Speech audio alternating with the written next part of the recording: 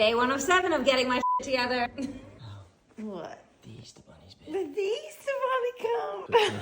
Happy Easter, everybody. Honestly, today was such a wonderful day. Easter is one of my favorite holidays, and Paul knows it, so he always tries to make it really special for me. I woke up this morning to a full-blown Easter egg hunt, and it was so nice. Now, normally this would consist of a lot of chocolate, but since we've gone carnivore, I had no idea what Paul was going to do, and to be honest, I actually didn't think he'd do an Easter egg hunt because we have no chocolate. So you can imagine my surprise when I realized that the Easter Bunny showed up with Chanel. Carnivore now, we can't do chocolate. I think this has been my favorite Easter yet. I don't know why I love Easter so much, but it is one of my absolute favorite holidays. It just feels so lovely. I feel like it's full of faith and good memories, and everyone's just really, really happy on Easter Day, and it's one of my absolute favorite days of the year. No. Then to follow on with tradition, I started cooking. Now we've just got Daryl coming over today, but the three of us are carnivore, so this year's Easter meal looks a little bit different. But I wanted to make sure we could still feel like we had some sweet treats as a little cheat today, so I started off by making a carnivore cake. All this has in it is eggs, cream cheese, and cream, and the cheat on this one is a little bit of that cream cheese. Then I got started on making our three-course meal, and I started with the chicken. So we're going to just have chicken with butter and salt. Very simple, very easy, just putting chicken thighs into the oven. Everybody says how hard it is to eat carnivore, but I've honestly felt like it's been the easiest thing ever because every recipe only requires butter and salt. Once I got those into the oven, the next thing to get started was the beef patties. Now, I wanted to originally make these into little pizza things, but I didn't have the time to do it, so ultimately I ended up just taking some beef mince, putting them into little flat burger type things, and then putting a little bit of mascarpone cheese on top of them. And then I had another dessert that I wanted to make. Now, yes, this was a cheat. We're gonna have some dates filled with butter and salt, so I made a couple of them and obviously had to taste test a few. And then by that time, the cake was ready to be assembled. Now you just take these apart, put them on top of each other. Yes, they're not the same size. I recognize that because I don't have two pans that are the same size.